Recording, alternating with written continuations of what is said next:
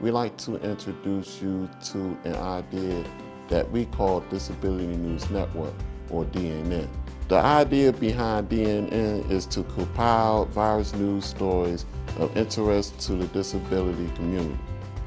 We intend to feature stories from several media outlets which highlight stories concerning issues and individuals with various types of developmental and physical disabilities. We compile stories from local, national, and international media outlets to showcase the news stories that DNN considers important and inspirational in highlighting the capabilities of individuals within the disability community. The types of stories DNN intends to share fall into three broad categories.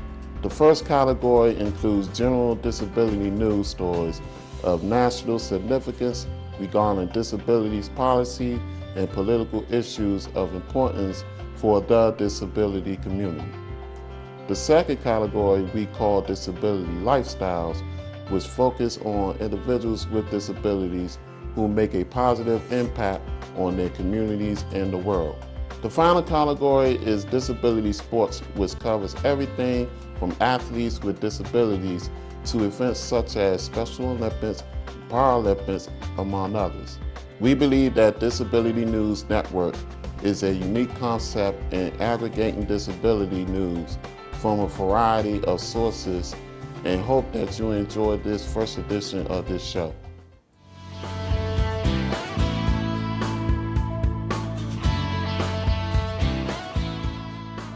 Welcome to Disability News Network, the first and only online news channel focusing on national and local media stories concerning the disability community. I'm Gigi Blackshear. And I'm Hernica Rivera. Among those most affected by the damage and power losses brought by Hurricane Sandy were the physically and mentally disabled. Uncounted thousands remain isolated, hungry, cold, and fearful. CBS reporter Wilhelm Marks visited a group home for disabled residents and filed this report for CBS News. For the mentally disabled on Long Island, 10 residents and 5 caregivers are housed here, and there's been no power since Monday. It's not greatly lit. We don't want any accidents. And this is the main living space where everybody's pretty much been hanging out, right? These men and women may be lucky to have a roof over their heads, but Sandy's wreaked a different kind of havoc amongst this most vulnerable segment of society. It's the daily disruption that it rocks their world to a different extent than I think a lot of people understand. Without heat and often in the dark, it's the usual forms of entertainment, television and video games that are missed the most. This is how their days are spent. Regimen and a schedule makes it a lot easier for them to function on a daily basis. This group home is one of hundreds up and down New York State that still has no power. In New York City, some powerless residents have had to abandon surroundings that were comfortingly familiar. Come on in here. Christopher still sleeps in his own room on Long Island, but sleep has been difficult since Sandy. I was completely frightened. I had no idea what I was going to do. But caregivers like Nataro say their shared experiences will help weather this latest storm. The little things. Say their shared experiences will help weather this latest storm. The little things, the thank yous here and there. I don't think they realize how much it means to the staff when they recognize that we're here because we care. A lot of these caregivers have been working round the clock all week in the cold and dark out of a commitment to those they care for and the work they do. In the meantime, they've struggled to make it home to see their own families and get on with their own lives. Back here in Washington, disability advocates say they are concerned about possible upcoming cuts to federal programs that affect individuals with disabilities. Disability advocates say that unless Congress reaches a budget deal by January, more than $100 billion in cuts could impact programs from special education to disability employment programs. Under a process known as sequestration, funding for most federal programs is set to be slashed by at least 8.2%. While entitlement programs like Medicaid and Social Security are not part of the cuts mandated under sequestration, they are likely to be considered in a spending deal given that they are big dollar programs. During the deficit reduction debate in 2011, New Vision Photography program worked with the disability advocacy organization, the ARC, on a campaign known as Don't Cut Our Lifeline. The campaign was successful at the time in helping persuade policymakers not to make cuts to Medicare in a temporary budget deal. Possible future cuts to programs like Medicaid, disability rights advocates are once again lobbying policymakers on Capitol Hill to consider the cost-effectiveness of Medicaid and Social Security for individuals with disabilities. As negotiations take place to determine the amount of funding for individuals with disabilities, we take a closer look back at some stories that helped the campaign prevent Medicaid funding cuts last year. Well, Bailey, she's 10 years old, and she has significant disabilities. She has global delays and a very significant seizure disorder. I think that our life, the well-being of her and her siblings, would really be impacted in a negative way. We'd be very isolated, and it would be challenging to get out into the community. You don't want that to happen, do you? And that would significantly impact the emotional, mental, and physical health, I think, for all our family members. Probably our marriage would be a bit stressed more than usual. And, you know, I worry, like, I think about, you know, would we be able to afford college and those types of things for other children, so that they can have the life that they want, and hopefully we'll be able to.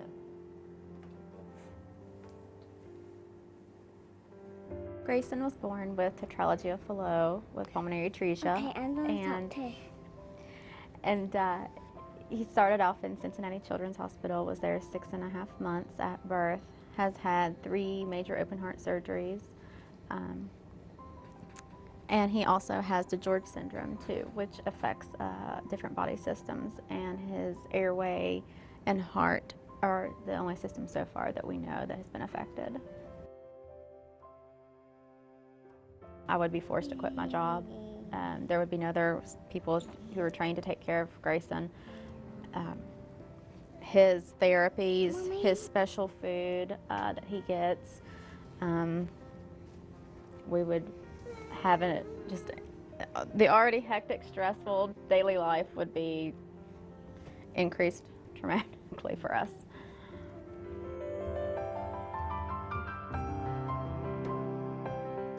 Disability News Network will be back after these messages. Oh, sure. We have plenty of employees that you could label as different, like Janice. Fashion deficient. And Tom, copy incapable. It's open kimono time! Looking good, Dan. Oh, we want Volume control syndrome. But we focus on the talent and skill that each person brings to the team. I mean, no one's really concerned about labels. Not even mine. Labels get in the way. Disabilities rarely do. Visit thinkbeyondthelabel.com to evolve your workforce. Sure, I'd like to diversify my workforce. I just wish that all of the important information was gathered together in one place. Done. Thanks. Do you work here? Not yet. From tax info to debunking myths, the field guide to evolving your workforce has everything you need. Download it now at thinkbeyondthelabel.com. Because my parents told me I have to be responsible. Because my first coach told me, you can do this. Because my teacher helped me see the choices. Because my coach treated me like everybody else. Because my boss showed me how to do a good job. Because a mentor believed in my potential. Is why I am where I am today. I'm swimming faster than I ever dreamed I could. I discovered that I could work as an artist. I led my high school team to 2 championships. I am a valuable employee. I have a career that I am passionate about. I will be whatever I want to be. What can you do? What can you do? Like all young people, youth with disabilities should grow up expecting to work and succeed. For more information, visit whatcanyoudocampaign.org.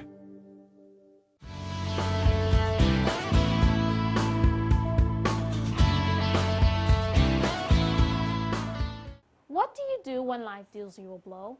When you are looked upon as different, but despite your challenges, you make the most of it?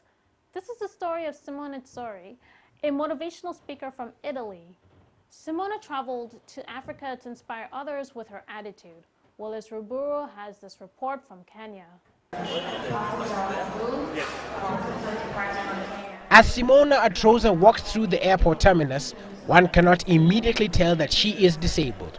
And even when you make that discovery, you cannot even begin to fathom her ability to use her disability to her advantage. Take some time with her, and you will soon discover that there is more to her than meets the eye. Simona was born with no hands. It seemed at the time that life had dealt her an unfair blow, but she saw things differently. She quickly learned to use her legs as one would their hands. She now comfortably sips her tea using her foot, flips through the dailies using the same, and even expresses herself as she converses with her friends. That's not all she does with her legs. Simona is also a contemporary dancer, a painter, and a motivational speaker. She travels across the globe visiting universities and other institutions, and her message is clear. We all have wonderful gifts, and it doesn't matter how you were born. Simona says she has a love for life that remains untainted despite her disability, and she believes that everybody has a story worth telling. And as she sits and enjoys a meal, those around her can only sit and draw from the fountain of hope that flows out of her. She is in the country for a few weeks and will be in Nyahururu and Nairobi, spreading her infectious laughter, optimism and enthusiasm, as well as her passion for life, to those who are willing to share a page from the Book of Simona, one that has been written with the ink of determination and bound with the grace to live life happily and live it to the fullest, without any misgivings. Willis Ruburu, Citizen Weekend. In our next story, we'd like to introduce you to the next Congresswoman from Illinois' 8th District. Tammy Duckworth is a veteran who is the first female double amputee from the Iraq War. She was later fitted with prosthetics and is now fully mobile. In 2009, she was appointed by President Obama to be Assistant Secretary at the Department of Veterans Affairs. In 2011, she decided to run for Congress and introduce her story in this campaign video. Now, my dad was a veteran, put himself through college on the GI Bill, and worked really hard, and then boom, at 55, he found himself without a job because the company he worked for was sold. There were lots of times when we would not have eaten had it not been for the food stamps that kept our family going. What seems like comfort and security one day can just all be taken away very quickly the next. I see her in the professional setting and I see her in her private lives, and she really just exhibits courage in every sense. I was very privileged to be one of the first Army women to fly combat missions in Iraq. She's got a deep sense of gratitude for the guys that actually carried her off out of that bloody field, put her on another helicopter, and got her out of there. They didn't have to do that. I mean, it looked like she was dead. There's no reason why I made it home other than through the heroism of my buddies. And I really see this time as a bonus time, but also that I have an obligation to do more during this time in my life. Because ultimately, on the worst day that I have here, it's never going to be as bad as it was in Iraq. And that allows me to be more fearless, and it allows me to take chances, and it allows me to speak up. I haven't seen the wounds, I haven't seen the pain or any of the things that she's gone through ever stop her from doing anything.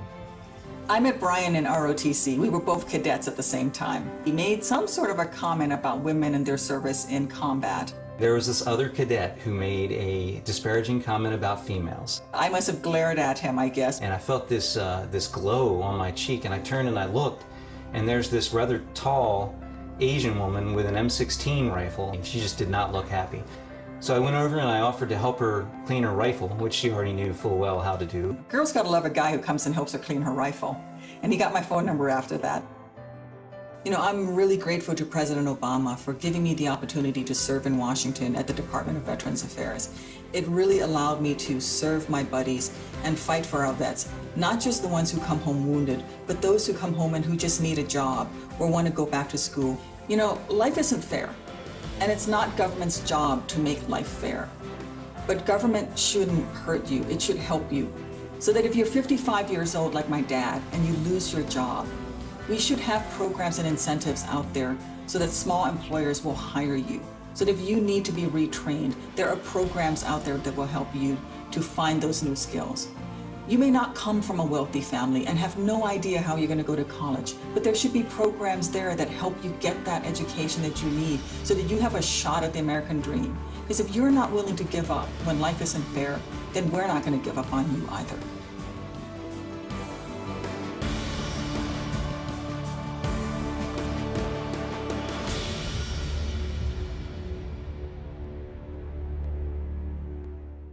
Tammy Duckworth's physical challenges have not prevented her from accomplishing any of her goals.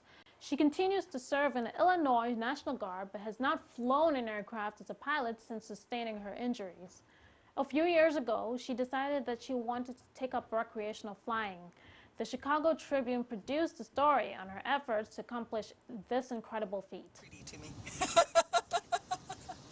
Instructors want you to learn about the engines because if something goes wrong in the air, you need to be able to diagnose what the problem is to keep yourself flying and keep yourself alive and safe in the air. I am a Black Hawk helicopter pilot. I was injured north of Baghdad 5 years ago when I was hit by a rocket-propelled grenade in flight. I haven't flown very much since then, but it never left me, and I am now back learning to fly small airplanes, and hopefully I'll get my license back. I thought I would be able to get back in Black Hawks, but with the technology for artificial limbs as it is, I'm not able to do that. But I am able to fly these beautiful little aircraft, and I'm thrilled to be flying again. Well, there are a lot of differences between fixed-wing and helicopters, but one of the first things that sort of got me a little tense in the cockpit, as I'd like to say, is that in my Black Hawk, I didn't land faster than 60 knots, which is about 75 miles an hour, because you come into a hover. In an airplane, you have to land at least 70 knots, so you're going a lot faster than you're used to in a helicopter in terms of coming in for a landing. So my every instinct was to slow down, which is not a good thing to do in an airplane because they don't hover very well. I knew all about my turbine engine in the Black Hawk. I don't know much about piston engine other than what I'm learning right now. All right, all the pieces are here and the big turning thingy is in front. You know, flying to me is freedom. I leave my wheelchair behind, I get in the aircraft, and I'm at control of a machine again. Clear! Clear! And up in the sky, it doesn't matter that I'm disabled, you know. And it's just about the love of flying and the freedom that I have when I'm back in the sky. And for me, it's joy, it's relaxation. It's also a challenge, and I love challenges. And it's a little bit of my old life back. I'll never be able to be what I was 5 years ago as an Army helicopter pilot. But this gives me a little taste of what I was able to do, which is fly.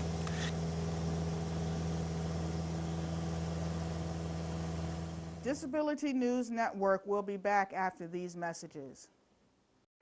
I can solve difficult problems for a Fortune 500 company. I can run a successful business. I can manage your home improvements. I can publicize your message. I can motivate your audience. I can put my military experience to work for your company. I can teach your children. I can boost your bottom line. I can add value to your workplace. I could be a loyal and productive employee. But I can't put my skills to work for your organization if I'm not given the opportunity. If you don't recognize my talents and ability. If you don't hire me. If you don't have an open mind and a workplace that's open to everyone. If you don't realize that America works best when everybody works. What can you do? What can you do? What can you do? You can remember that it worked. It's what people can do. It's what people can do that matters. Nearly 50 million Americans have disabilities. Capitalize on their talents with employment practices that benefit everyone. Learn more at whatcanyoudocampaign.org. This is Margaret. Working in the school cafeteria. This is her boss. Ivan Katz, superintendent of schools. The thing about Margaret is she particularly takes pride in her work. This is one of the school's students. She's a wonderful person. I was playing with my friends at lunchtime, and then all of a sudden, I started choking on a meatball. I felt like I could barely move. She came over to me, and she did the Heimlich maneuver ever to save my life. Not only do I consider her a hero, we recognized Margaret at a Board of Education meeting in January by giving her a Staff Recognition Award. We as a district, and me personally, we could not be prouder of Margaret's actions. She saved that child's life. There's one more thing Margaret would like you to know about her. I have a disability. Question your assumptions about what people with disabilities can do on the job. Because at work, it's what you can do that matters. What can you do? Campaign.org.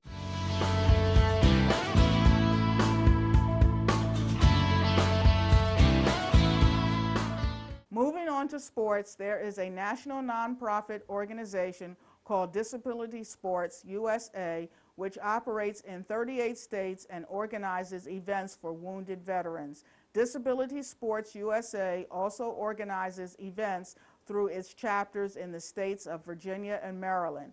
Disability News Network takes a look at an event held for disabled veterans, the annual Congressional Charity Golf Classic.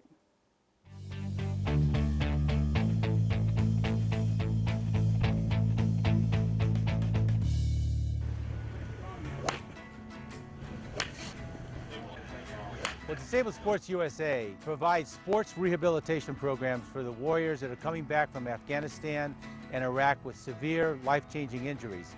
All right, just give me a normal swing.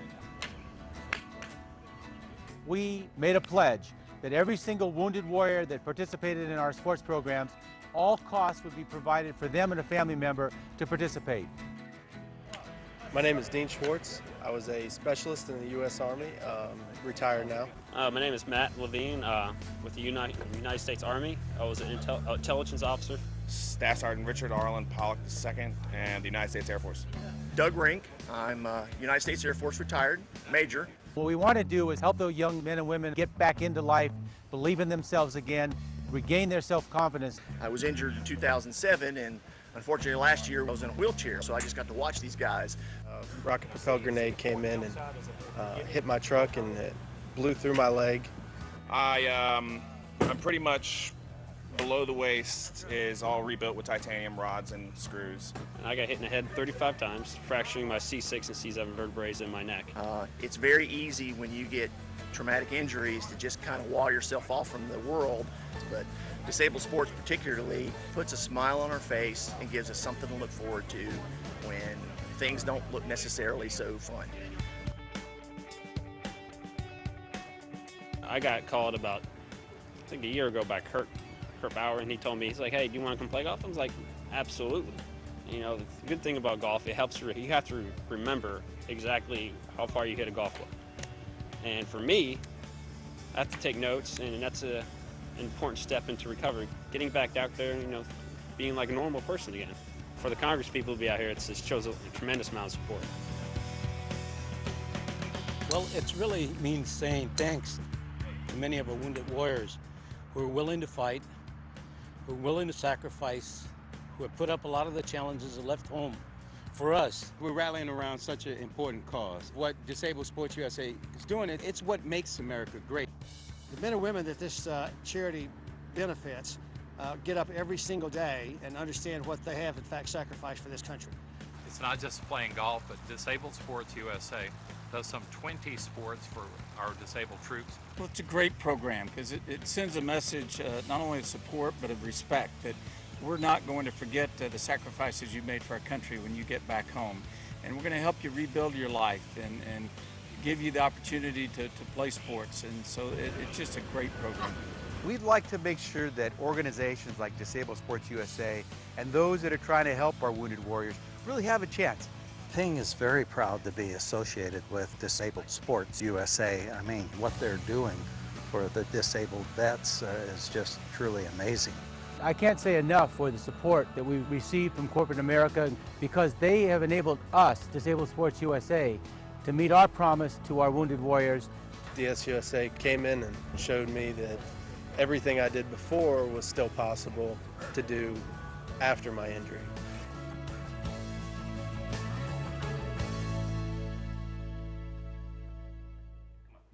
Our next story story comes from Europe, where Italian paracyclist Alex Zanardi is famous for winning 2 gold medals and a silver at the 2012 London Paralympics.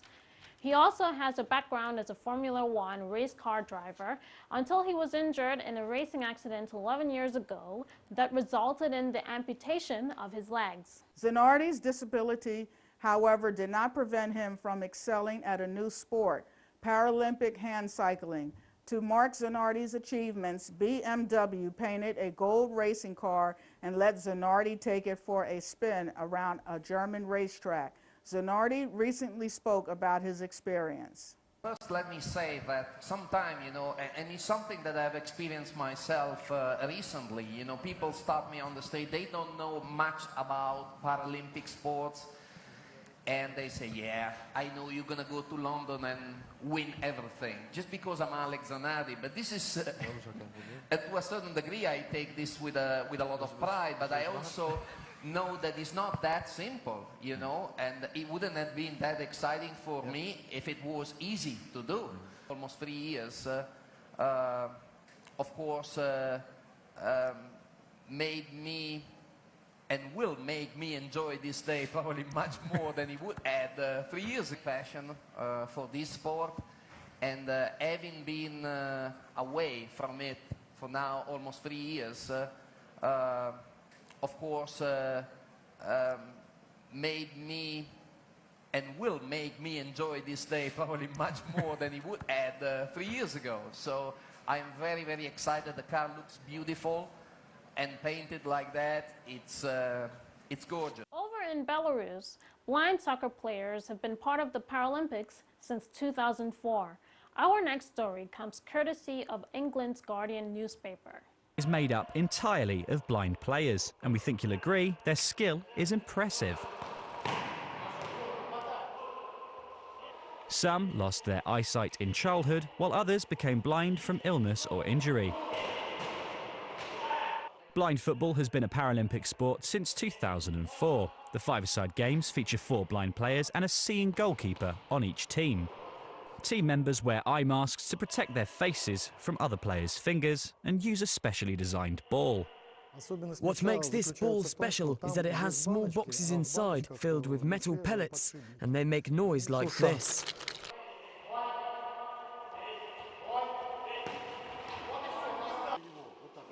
The players say that training for blind football has helped them overcome problems in everyday life.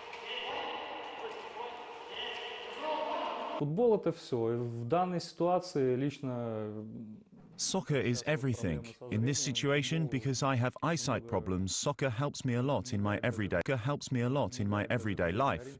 To orientate myself in the street, for example.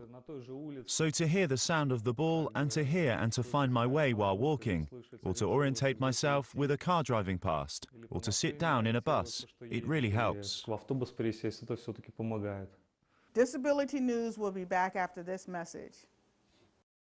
I'm too weak, too slow, too big. I ate too much for breakfast. Got a headache. It's raining. My dog is sick. I can't right now. I'm not inspired. Makes me smell bad. I'm allergic to stuff. I'm fat. I'm thin. It's too hot. I'm not right. I've got shin splints, headache. I'm distracted. I'm exerting myself too much. I'd love to really, but I can't. I just can't. My favorite show is on. I got a case of the Monday, the Tuesday, the Wednesday. I don't want to do this. I'm gonna do something else. After New Year's. Next week. Might make a mistake. I got homework. I feel bloated. I have gas. I got a hot date. My coach hates me. Mom won't let me. I bruise easily. It's too dark. It's too cold. My blister hurts. This is dangerous.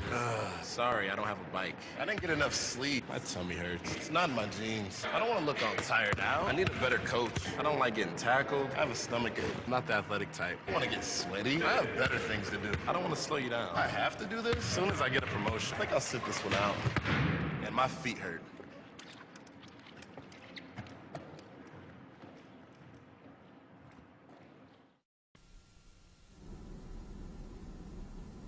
People look at you.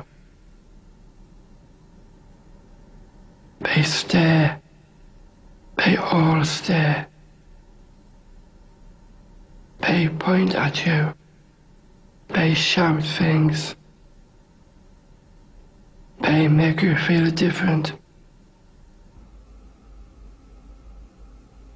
It's fantastic.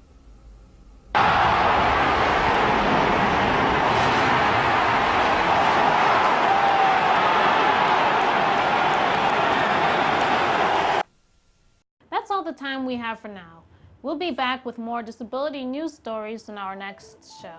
We look forward to seeing you next time.